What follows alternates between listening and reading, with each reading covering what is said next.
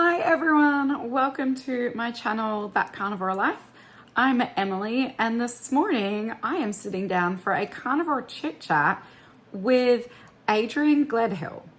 We're talking all things related to carnivore and some things that really don't relate to carnivore, but Adrian has found helpful in her journey to improving her health. Let's not delay and let's get into this carnivore chit chat. Hi, Adrian. How are you? Good. Thank you so much for having me on. I'm so excited about this chit chat. You're welcome. Let's take a moment and have you introduce yourself. I follow you on social media, but honestly don't know all that much about you. So, for those who don't, let's hear a little bit about you and why you are in this space. We all just kind of wonder, how did we get here? No, I'm just kidding.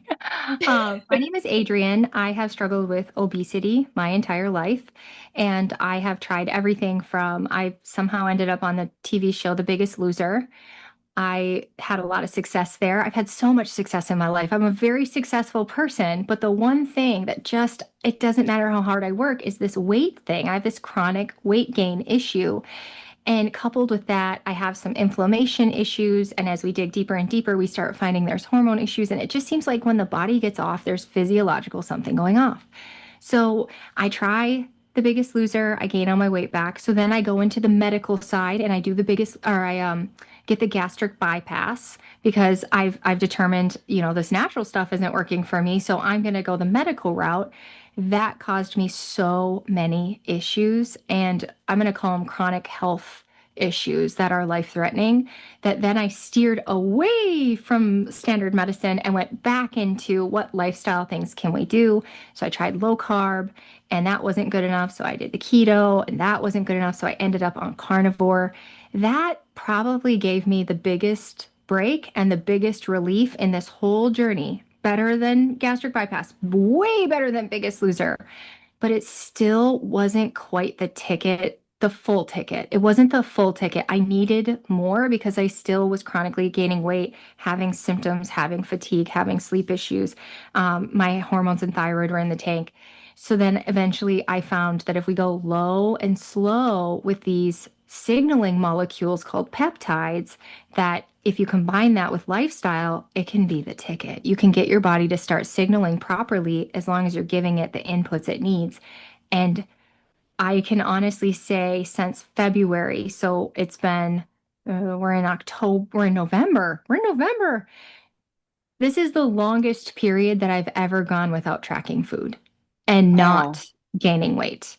I no longer have to incessantly work out. Prior to February, so I actually started the peptides back in September. So Hmm. there was a period I still was doing all my things, but this is the first period where I don't have to incessantly 7 days a week work out to not Wow. gain weight. So I would almost say I feel like I'm in a place, and people will say, well, you're using a supplement, except they'll call it something else.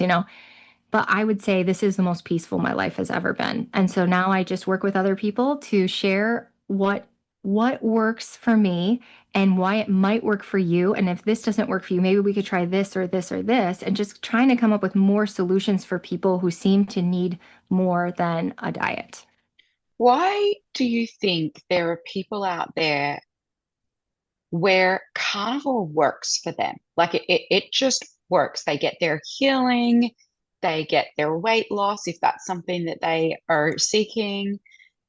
And yet there are people out there like yourself who that isn't working. And then you do have to add in something like a GLP-1. Like, why do you think that that is the case? Some people are coming into it to optimize. So a good person would be, well, I don't want to name any names. Some people are not, maybe they've put on 20 or 30 pounds, but they just want to optimize. So they just need And then maybe they are the type of person who is a go-getter. So they're not going to go for a low carb. They're like, if I'm going to optimize, I'm going to go the full ticket. I'm going to go carnivore. So it's not that they were insanely metabolically busted. It's not that they've been struggling their whole life. It's that they're just perfectionists.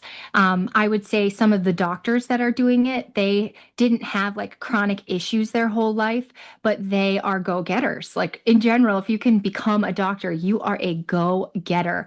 So I Yes. would say the people who maybe they had some issues and it helped, like across the country, it's people don't realize everybody across the world, let's say the world, because where are you? I am in Alabama. Okay, you're in America as well. Okay. Yes. In America, the gut issues are rampant and they're undiagnosed. You can go in, you can give them all their symptoms, they brush it off. Everything is normal. Your skin, maybe we got a drug for, maybe we got a cream for that, we Hmm. got a steroid for that. But overall, doctors in allopathic medicine never go, well, we need to heal your gut. Yes, they But don't. people across the, even if they're not struggling with their weight, even if they're not struggling with chronic inflammation, a lot of people have gut issues. So when we have these little tiny minor things and we cut out plants that our body's struggling with the fibers, then it kind of kills off some of the endotoxin and they start just feeling so much better. It reduces their inflammation and it was just Hmm. that simple. They needed a temporary or permanent eliminate. I wonder if they went back to carbs if they would still have those issues because I think that they've had a level of healing from their gut and they're moving on. But what I Yeah. work with is and I'm going to say hundreds, but I know that there are thousands of people who had deeper issues and the the diet wasn't enough because they have truly deeper issues. Like for me, it's been since childhood. And it seems to be like whatever diet I throw at my body is deeply metabolically struggling. And so it just adjusts. The dysfunction adjusts to everything I do. And so I think some people need more. I think that there is potential for actual damage. Like, let's say people have gut issues and it's an enzyme or a bacterial issue or even a fungal issue. Maybe we can rebalance that. But what happens if the gut lining is actually physically damaged and the nerve endings Mhm. are actually physically Yes. damaged and we can't get the signaling outside of the gut? So we can diet all day and night, but because of the actual physiological damage, the signaling isn't getting outside the gut to the pancreas, to the brain, to the bones, to the bowels. It's not getting out the way it should. So, and this is where I haven't really publicly announced this, but I it came to me a few weeks ago and I've been thinking about this for years that I would like to become a nurse practitioner. So I actually Wow. have a meeting in a couple of weeks to get that started That's of amazing. how do we do this? And I have brain issues, so I'm going to be praying on being given the tools and the nootropics and the healing that can happen. But I believe it can happen because so many things have been sticking over these past few years to begin to help people. I believe I can do this. And that is Mhm. ultimately what I'd like to do is combine some of the tools we have in allopathic medicine, but in an integrative or a functional practice. I don't Yes. myself working for allopathic medicine. Yeah, absolutely. Wow. Sorry if That that was way too is much more than you were asking for. no, it's fascinating to hear someone who is in this space and is doing something so different because it's very easy for us to be on a path and surround ourselves with people who are doing exactly the same or most similarly to what we're doing. And what I'm recognizing in the carnivore space is there's people like myself that are relatively newer to carnivore, be it in an amount of time or the fact that they went off carnivore for a period of time and they're now back on and they have to go through some healing stages where we need to stay with those basics. We need to get our diets clean. I'm needing to get dairy out. Dairy is something that I used to be able to tolerate. Where I'm at right now, dairy isn't working for me. So for me to come to you and to you to be, well, maybe we should try GLP-1. For me, I'm like, actually, I need to remove the dairy first. I actually need to try these natural things first. And if we get 9 months down the line of having dairy removed and I haven't lost any excess fat. I haven't, seen a reduction in inflammation or much at all. Then doing something else in addition would definitely be warranted to consider. So I feel Hmm. like that's the space that you're in. And knowing that means that when I'm helping people around me who are new to carnivores, by continuing to surround myself with people who are in our community, but in a different stage, as these people who are seeking help get further through their carnivore journey, I know then who I can go to and who I can refer them to for the support that they need in that new stage of their journey. And I think that that's really important and really valuable. And if we close ourselves off to just the people for where we're at, that's actually going to be quite detrimental for ourselves and for people that we come across that need some extra help. Hmm. I totally agree. And I would have never tried the GLP-1. I don't think I would have ever gotten there because I would have felt like I didn't try hard and I would have felt like I didn't do all the things. But I did do all the Yes. things. I did the lion diet, I did the sardines, I did the water fasting, I did high fat, I did low fat. And for me, I needed to do all that. And to be honest, I would have continued on had when I did lion diet, it just became very clear to me that restriction wasn't the ticket. It wasn't that it was anti-carnivore. It was just that I didn't need to do these crazy restriction diets because they were causing my inflammation to get worse. They seemed to be causing my Wow. symptoms to get worse. And one of the things here I think that you wanted to talk about was addiction. Yes. And my perspective is a weird one because I quit drinking alcohol 13 years ago. Okay. And when you quit drinking, it's very clear that abstinence is so medicinal and such a good Hmm. route. And especially if you couple it with the 12 steps and you work on your mindset and that. So I thought since I had so much success with that, that we should do that with food. And I started that the same time. Like back then, it was like, okay, well, I'm not going to eat candy bars because, you know, it started back when I dropped the alcohol. So then we get into the carnivore diet and you start feeling that zen and you're like, maybe abstinence is the ticket with food as well. And I remember going Hmm. into, I don't go to that many of these 12-step meetings anymore, but I went to one and I said, did you guys know we could be sober from food too? They were That like, would be what? And me. I was like, I eat a carnivore diet and I feel so good. And it feels just Yeah. like quitting drinking. And everybody just kind of went, but you know. But Yeah. anyway, I lived it. But the food noise came back. Yeah. Okay. The Interesting. the the cravings came back, the desire, and I didn't know what it was because I was also dairy free and sweetener free, but I was hunting for something all the time. I Interesting. was driving by the kitchen telling myself no 20 times a day. No, no, no, no, no. It felt like it was hard to even sit down because I was always hunting for something. And it wasn't necessarily something sweet, but I was hunting for there's something was missing. So you try the fasting and you get relief in fasting for a while, but you eventually have to go back to eating.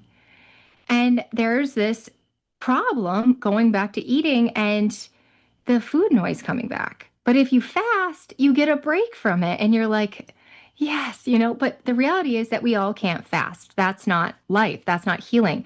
So you try like the sardine diet. And in the beginning of the sardine diet, you do get this quieting, but eventually it comes back. And you also can't eat nothing but sardines for the rest of your life. And I did the lion diet. This is where I was like, okay, this is the ultimate food noise reduction diet. And I found a month, maybe 40 days in, I found myself binging short ribs. And Wow. that's when I was like, so the abstinence, the addictive behavior was transferring from one thing to another thing to another thing to another thing. There was no escaping it with food. Hmm. Unless we're Yes. going to fast for the rest of our life, for me, there's no escaping it with food. And that was a really tough pill to swallow because I was convinced that this was going to be the ticket. And if I just had to eat line for the rest of my life and I could have freedom and peace, then I would have done it. But the food noise came back. The That's so hunting came interesting. back. And again, it wasn't necessarily for something sweet. It wasn't necessarily something carbs. It was like I was hunting all nonstop. So that's when I had to be open to looking into other things. So for me, Hmm. the whole food addiction talk, I'm just not, and I see people struggling with this. I see the same people who are saying it works for them. They're struggling with it. It's like, to me, let's just equate carnivore to fasting, you can't fast your whole life. Here's So what I I don't think know. Yeah. What do you about think? the addiction space. I think it is absolutely real. I don't think anybody can deny that if they really look into things. The way that our food is manufactured nowadays, it is manufactured in a way for us to crave it like crack cocaine. Like you consider, what is it, grapes? They have, what is it, cotton candy grapes. They are super manufactured, even though they look and, to a degree, taste like a healthy food we should be eating. When you actually allow your mind to think and not close off to it potentially being a negative food, that's when you're able to acknowledge, oh, maybe this isn't good for me to eat. I am definitely a sugar addict, a carb addict. I think they're one and the same. A carb is a sugar, so I say sugar addict. Um, I think my husband is as well, but to a different degree. I think he's more. We've talked about this. He's more carbs, and I'm more sugar. So I'll go all the sweet. He'll do the savory. For me, when it comes to food, I would love to get to the point where I could grow food in our garden and I could go out and pick some strawberries and have some strawberries with some whipped cream. The problem is, I'll say no to that because strawberries are not carnivore. And then it'll get to Christmas or our wedding or some other event, and I'll end up eating processed carbs instead. And it's been over 18 months and I still haven't had strawberries and cream from anywhere, but I've had lots and lots of other things. And I think carnivore is an amazing tool for a food addict, for a sugar addict, a carb addict. The problem is it's similar to the tool of medication for a doctor, treating a patient. It's treating the symptoms. Hmm. It's giving the addict a degree of control. What it isn't doing is addressing the issue.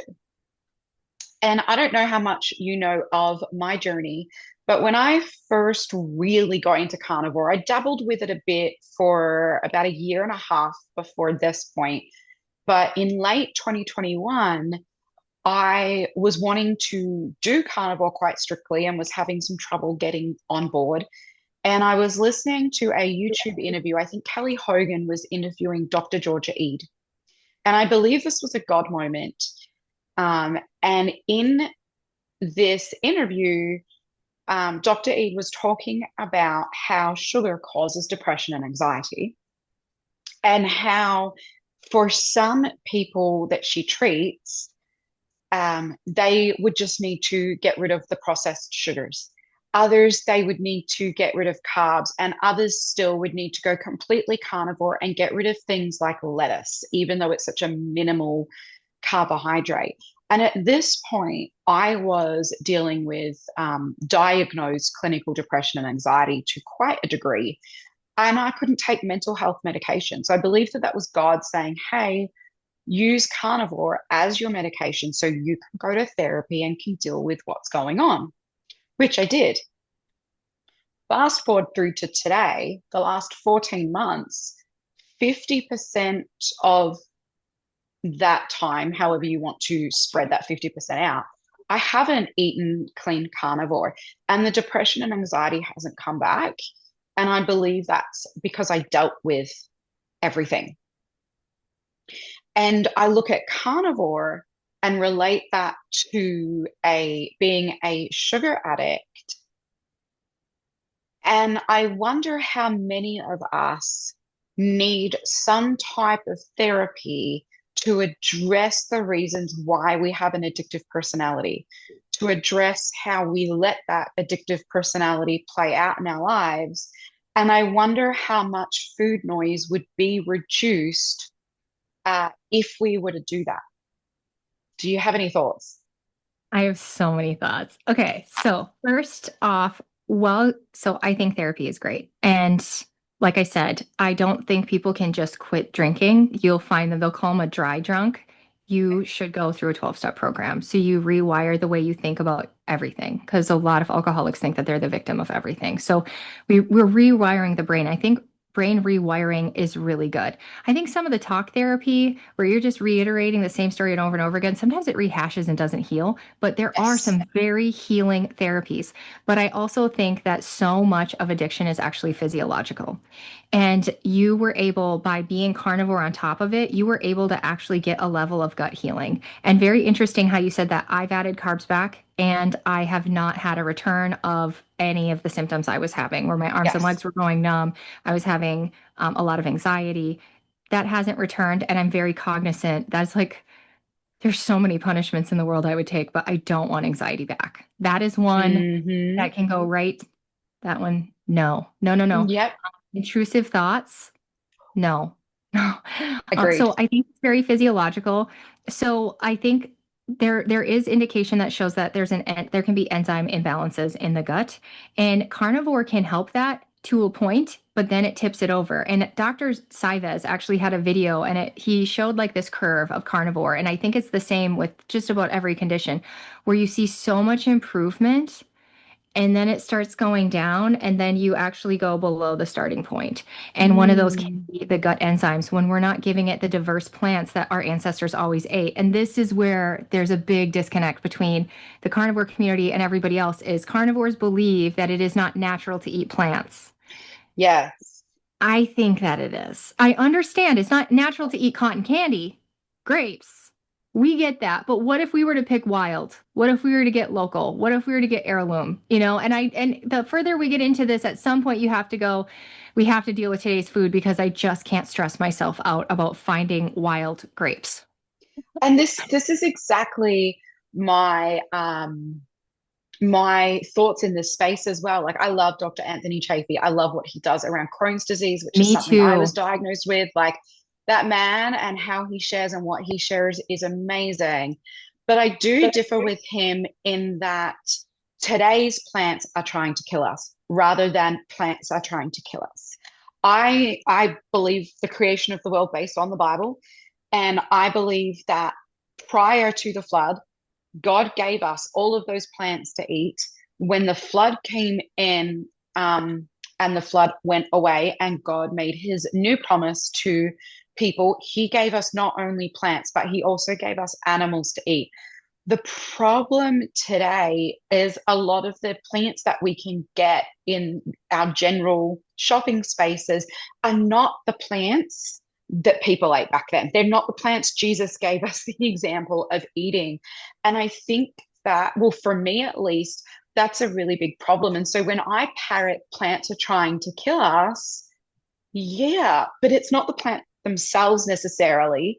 It's the genetically modified plants. It's And the glyphosate. the glyphosate, the chemicals that are sprayed on them. This whole like, is it monocropping where it's just like fields of just one thing? I don't think that that is how we were intended to eat. And I think it would do us all a great service if we chose a few things to grow in our gardens each season and ate those.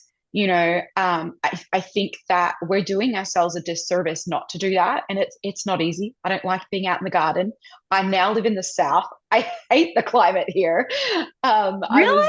Yes, it's awful for me. It is not my I can't idea wait to of move to climate. Arizona. That's where I want to move. It would be Arizona, or it would be Redding, California, which is where I was living for a really long time. So very north, and specifically there for the community and the climate. It's a very unique part of the United States. And if I can't go there, Arizona is where I would go for sure.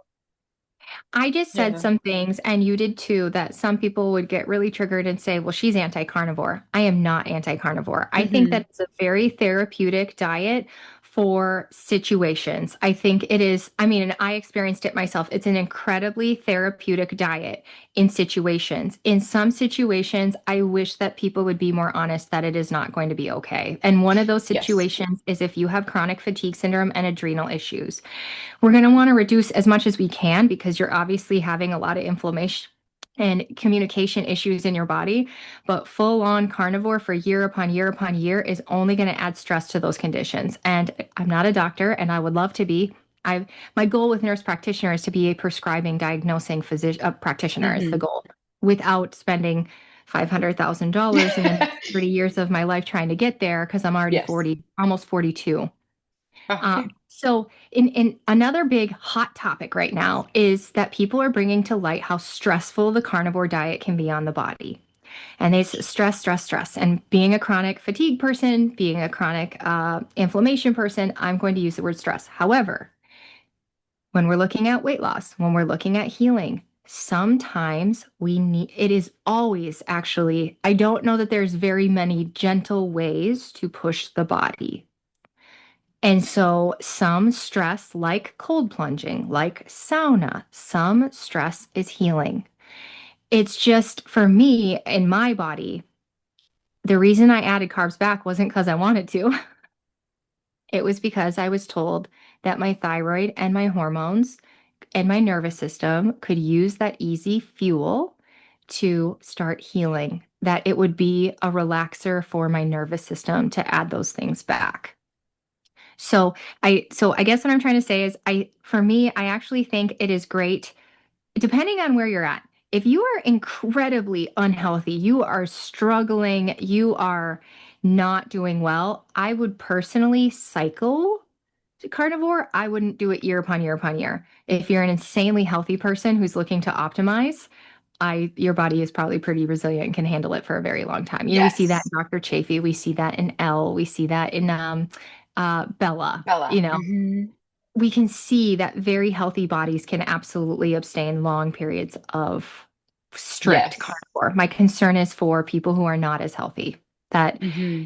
and Dr. Chafee did a great job on one of the posts talking about how there's many different pathways to use meat as energy without carbohydrates. And my problem is that what I'm seeing in the people that I am working with and the people I'm referring to our practitioner, that their labs are very, very stressed and their body it was already not picking good pathways. It was struggling with the easy pathways. It's going down the tougher, stressful pathways is the problem. And I know there's a lot of pathways and we're all different, but unfortunately, some people in the long run, their body to convert energy is using pathways that are hard on the body, I Hmm. think. I can't believe the benefit carnivore has been to me when I have done really strict carnivore. So both times that I was on it, for me it was long term. Once was 7.5 months and once was almost 9 months. On both of those occasions, about the first 3 to 4 months, I did no dairy, no tea. It was literally just meats, predominantly steaks. There was eggs and butter in there, some bacon, a little bit of pork, and then some chicken, like chicken wings. And it was amazing. And so about the 3 to 3.5 month mark, I would add in a little bit of dairy, usually some tea with that. And I still did pretty well. I certainly slowed down in the weight loss, but that could also have been the fact that I, at that point, didn't have as much to lose, which happens with pretty much every diet I've heard of out there. Um, but whether I've had blood tests done before carnivore, during carnivore, when I've been on carnivore for a really long time, I've been pretty lucky in that I'm familiar with don't just trust the doctor with I'll get these blood tests, like request certain tests. I was a nanny for a functional medicine specialist recently, so I got some extra tests through her as well. And my results are usually really good. My cortisol's fine, my thyroid's fine, like everything's fine. I even went through some tests because I was considering donating a kidney to a friend. And so they're very, very extensive tests, and everything was fine. The problem is my body doesn't show that I'm fine. So obviously there's obesity, but there's all these other things that you would place under um, like inflammation. What's that other word that I can't remember it right now that gets floated around? But things like joint pain, back aches, muscle aches, itchy Arthritis? skin. No, it's a general Dr. Berry says it a Histamine? lot. No, it's a oh gosh, why can't I remember it? Um Autoimmune. Okay. So even though like my CRP's down, my the symptoms of autoimmune physically but not on tests are really, really obvious. And so for me, carnivore deals with all of this. It gets rid of all of this. And then I just, I must be a really like messed up addict because if I have a raspberry, that is going to push me over the edge. And then it's okay for me to go get a pack of Oreos and eat one, but then the whole pack's gone. And then go get um, donuts and then go get pizza and then like go get all of these things. And then, oh, I can have that salad. And then I'm done for. And we're 14 months later and I've put all the weight on that I lost. And Hmm. I've got all of these autoimmune symptoms back. And yet my blood tests, like I'm planning on getting blood tests in the next few weeks. Um, and they're all going to show that everything's fine. I don't It's understand so that. frustrating. If I want to give you a little hope here. Hmm. What screams at me, which again, not a doctor, what screams at me is that you have undiagnosed digestive hormone dysregulation. And I call it that because me and you aren't coming up positive for insulin resistance. But the reality is that when we eat fuel, our body's not doing with it what it's supposed to be doing with it. And so we're inappropriately gaining weight. You should be able to eat, honestly, look at, I don't know about you, but the sugar diet thing. Here's what the sugar diet taught Adrian. A, that there are, if your body is functioning properly, there's physiological processes that can handle high amounts of sugar and a ridiculous diet. If you're metabolically healthy, your body knows what to do with whatever fuel you put in. But that's not me, and that's probably not you Not either. me. But what it told me is let's say gym bros, these bodybuilders, they're so metabolically healthy, and it's not because they're working out so hard. I think it's honestly how they were born. They can eat anything they want, and they're actually going to lose weight. Us, we're putting in, you can recall probably how many Oreos you had. Like we are so on it that you can remember I ate Oreos versus don't even remember that they ate Oreos every day for two Yes. months. Like, but us, we're so on it that we can remember every single thing that we ate that was wrong. That's why the problem is. But it's not. Your body Mm. isn't responding to fuel appropriately. And when your body doesn't respond to fuel appropriately, now it's not signaling to the brain appropriately and it's not signaling, the pancreas isn't acting appropriately. And so that is what's causing inflammation. And the inflammation is causing you the anxiety and the depression and the brain issues. And so it all stems from honestly, basically insulin resistance, except that we aren't coming up positive for insulin resistance. So the good news for you is that when you see all those other labs still doing good, because my other labs are not good anymore, not after years of Okay. carnivore. My thyroid numbers are bad. They weren't bad before. Wow. Now my hormone numbers are terrible. They were much more normal before. So you're still in a good place where if we can get to the root of your insulin resistance somehow, and I don't know the exact answer, but if we could get to that, that is going to cascade into the rest of the things. Personally, what I'm doing these days is referring to people to a person named Jay Feldman. Jay Okay. specifically works with ketos and carnivores, and he very gently will give you suggestions. Well, sometimes this B deficiency can cause these issues. Sometimes it's the gut. Is it the small intestine or the large intestine, and how do we heal that? So he can give you different tests or different ideas or different symptoms of what is the actual issue and how do we gently alleviate that. And I say gentle. He's not going to, it's very unlikely he's going to throw a heavy metal detox at you. That's going to freak out your system. Yeah. He's much more gentle and precise. So when I added back some fruit and my skin started itching underneath my watch, it got itchy and shiny for a little bit. And I was Yes. I have like, that. ooh. And I was like, ooh, Jay, I don't think I should be eating I don't think I should be eating carbs because literally, like, look at my I don't have it anymore. Look at my shiny skin and it's all itchy. It got itchy under my wedding ring too. That's where I was like, at first I was like, it must be the watch, but then it went under my ring that I've wore for 10 years. No, that's never been there before. What's going on? And he Yes. said, well, watermelon is fermentable in your gut. Your gut needs a better balance of the right enzymes so that you're not fermenting watermelon. So for now, let's pull the watermelon, but let's address why your gut is fermenting watermelon because you should be able to eat watermelon. Wow. So I highly That's super suggest people look fascinating. up Jay. And why I really like Jay is because he's not dogmatic. He's not Hmm. like, you're such an idiot. You're eating carnivore diet? That's so stupid. Everybody's so dumb. No, he's like, oh, I totally get why you're doing that. Did it feel good? Yeah. Your gut, your endotoxins? Yes, I totally get that. Oh, but you're having this one issue. Let's work on that. Yes, He's great. absolutely. So I'm gonna go back to The Biggest Loser for a minute. Yes. Um, I watched The Biggest Loser growing up. I was, I don't know, teenager, early 20s maybe, and I watched the Australian one. So I never saw you on the show. Um, but I remember sitting at home and, because I started to put weight on from about the age of 14.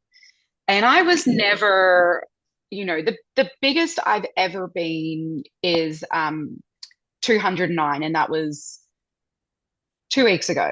Um, and other than that, I've gotten close to that before, but I've always been off by like 2, 3 pounds. So never anything above that. And I'm sitting at home and I'm watching The Biggest Loser and I'm watching the workout. And I don't like going to the gym and working out. I find it boring, but I like the non-normal working out. So give me like a boot camp where I'm throwing a tire around or something like that. And I love that. So I'm watching The Biggest Loser and I'm watching all of these workouts and I'm like, this would be really cool. I would really enjoy this. But what I found interesting thinking back is that there wasn't really much talk about the food side. A lot of it was focused on the workouts and the challenges and the movement. Um, Obviously, you did The Biggest Loser. That's something you've talked about. You've done carnivore. You're now working through adding in some carbs and doing some GLP ones. You said low and slow. So I would love to hear about what you learned on The Biggest Loser around food and why you think that that isn't or is appropriate for one, when you were working out like you were then, and two, for where you're at now, or maybe even for the general population. So if you'd have asked me this a year and a half ago, I'd have given you a totally different answer than I'm going to give you today. Interesting. Uh, because I was very sure that carnivore was the best and that they should have had us on a carnivore diet. But now I think that if people can have those other things like berries and lettuce, I don't know about lettuce. I'm pretty sure the cave people weren't like, ooh, look at this patch of lettuce we Lettuce. found. But green beans, root vegetables, squash. So looking back, so there's two different things going on. We had a doctor, and I don't think that he worked with the Australians. They would have had to have an Australian doctor, I would assume, because we had to physically meet with Dr. Huizenga. And he did all of these all kinds of blood work, and he did body scans, and he was very thorough. And he gave us a specific number that we were going to lose weight on. For me, it was 1,274 calories, I think, and it was different for every person.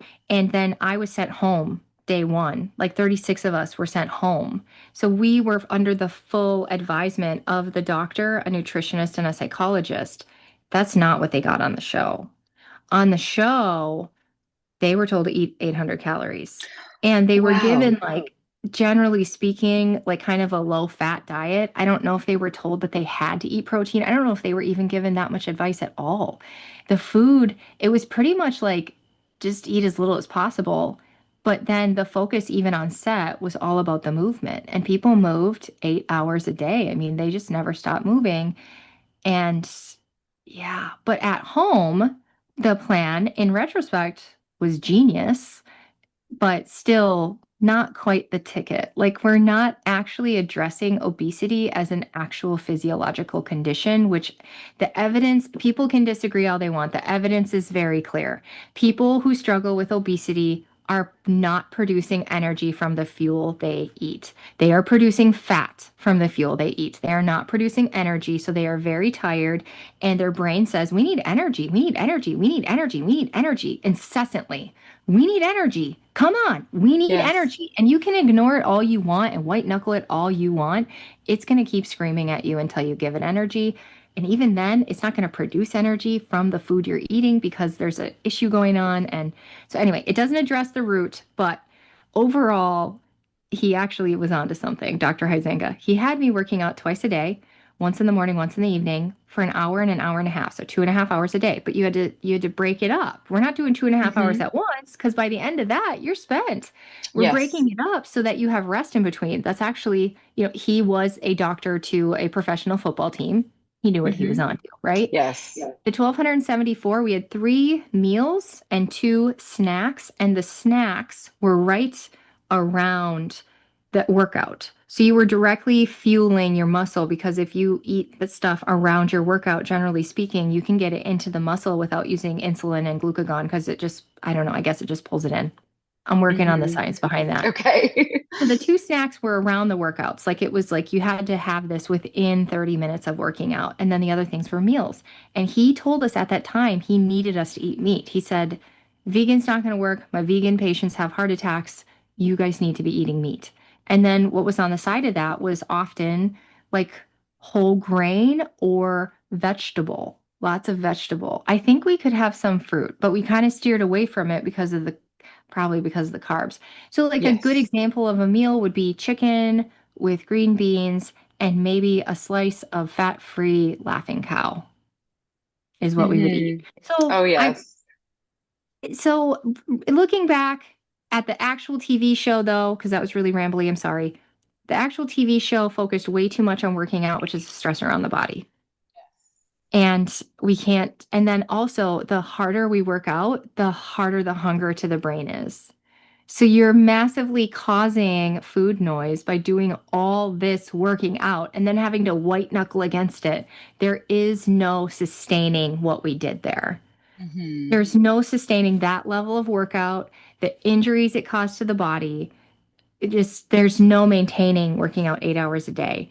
Then you couple that with eating 800 calories, which is what a lot of people were doing.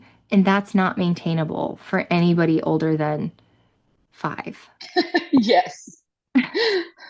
right? Absolutely. So Yeah, absolutely it's unmaintainable. You and I can both yeah. agree, though. I think that when you get into the right spot of carnivore, carnivore can be very maintainable. Is it going to solve all your issues? I honestly don't think it is. For many people, I don't think it is because, like you said, it is a treatment. It is not a cure. It is a treatment. What happens if you lose a family member?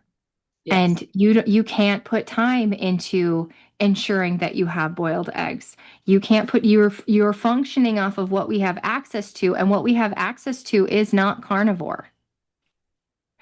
And then you get hard on yourself because you can't full time work on this carnivore thing, and your energy's in the tank. Your body's craving energy. When our body's craving energy, it's craving those fruits. It's craving honey. It's Hmm. craving rice. It's craving potato because it wants energy, and you're giving it something that takes a lot of work to create energy. It takes a lot of Yes. work to turn meat into energy, and it takes a lot of work, I think, to potentially create. I think And fat takes a you're long time to right. create energy. You do have a lot of wisdom there. And then I look at people like I compare myself a little bit to Bella right now because we started like I discovered carnivore a very similar time to when she started. So had I done it strict, she and I would be carnivore for the same amount of time and I probably would be very slim and slender like she is. And then life blew up in her face and she went to Asia to look after her dad. And she talked about, I admire this girl so much. She stayed carnivore.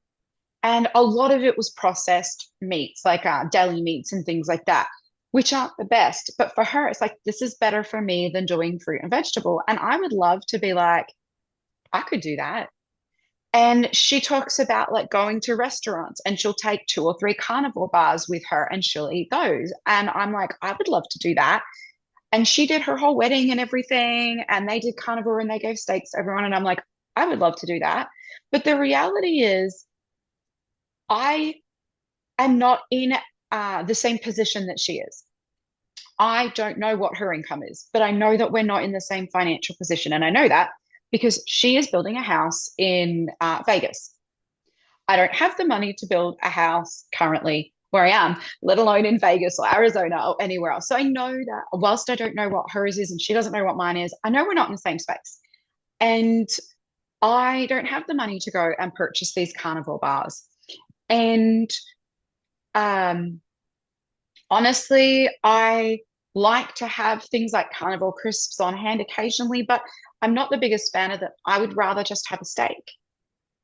The problem is when it comes to situations like what you were talking about when someone passes away, you don't necessarily have access to those things. And it's a lot easier when you've been a strict carnivore for a really long time to be able to go, okay, well, I'll fast for 5 hours. I'll stop at a gas station and get some hard-boiled eggs or whatever. But it doesn't always, life doesn't always work out that way.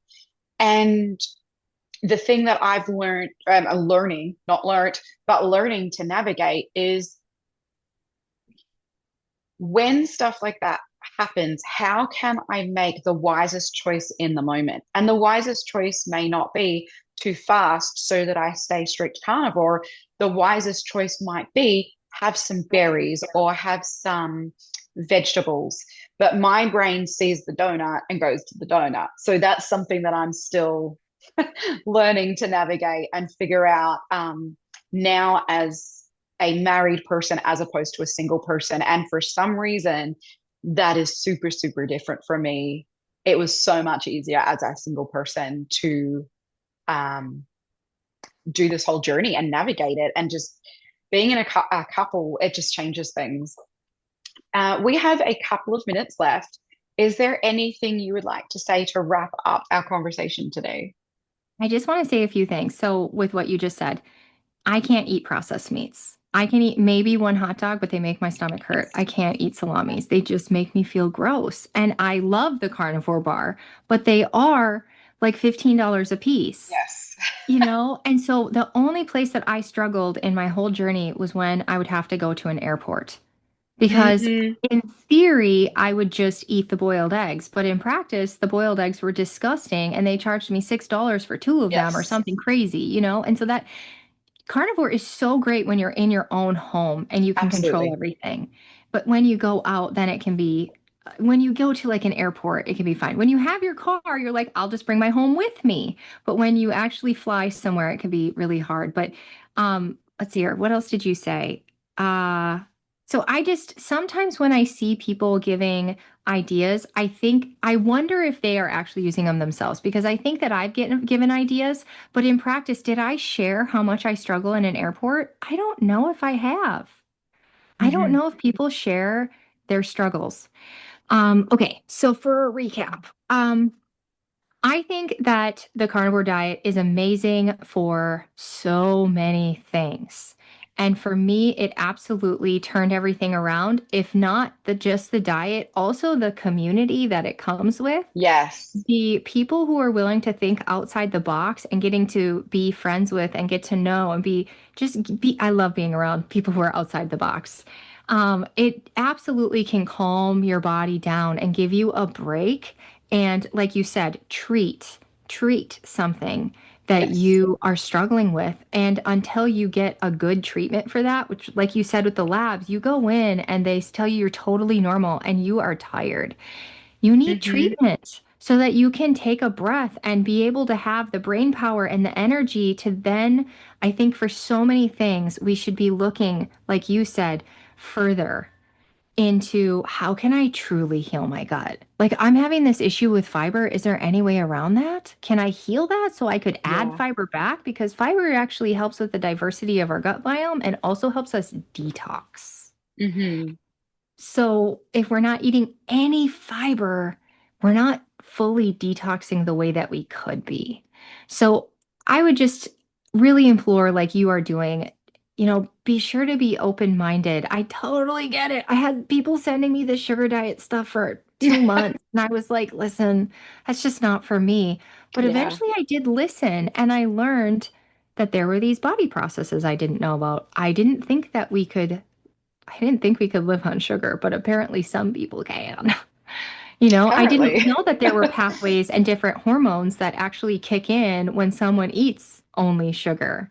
Hmm. So just keep your eyes and your ears open and continue to learn and always listen to your body. So if you're doing something beyond that initial tough period, there's this girl, Britt, who's best friends with Courtney Luna. Okay. And Britt says, you feel so overwhelmed today, give it 3 days. Tell yourself you're gonna white knuckle it for 3 days, and in 3 days you will have momentum you can't even believe at this Yes. overwhelmed moment. Hmm. So give yourself that, and beyond that, if you're getting 3 months in, you're beyond the 90 days and you see some symptoms, don't ignore them. Write it down, bookmark it. We're not saying it's not going to heal with the carnivore diet, but bookmark it and watch it and don't ignore it because it might be something your body might be telling you that you need something else. Absolutely. I love that. I really love that. Thank you so much for joining today. I look forward to continuing to follow your journey and seeing how your health improves, and would love to see you as a nurse practitioner. I think there needs to be more of those out there. My sister-in-law is one, and she's fantastic. So good luck on that journey. Thank you. I look forward to watching yours as well. And thanks for Thank having you. me on. I thank you for this opportunity. You're welcome. Bye. All right. Bye. Thank you for joining today. This has been such a fun chit chat with Adrian. And if you are wanting to follow her, which by the way, you should do, she posts some amazing content. You can find her on Instagram, Adrian K. Gledhill. That is ADrianKGledhill. And I'll link her handle in the description of this video. Thanks for joining. Please come back for my next video. You can like and subscribe, and I hope you have a great week. Bye.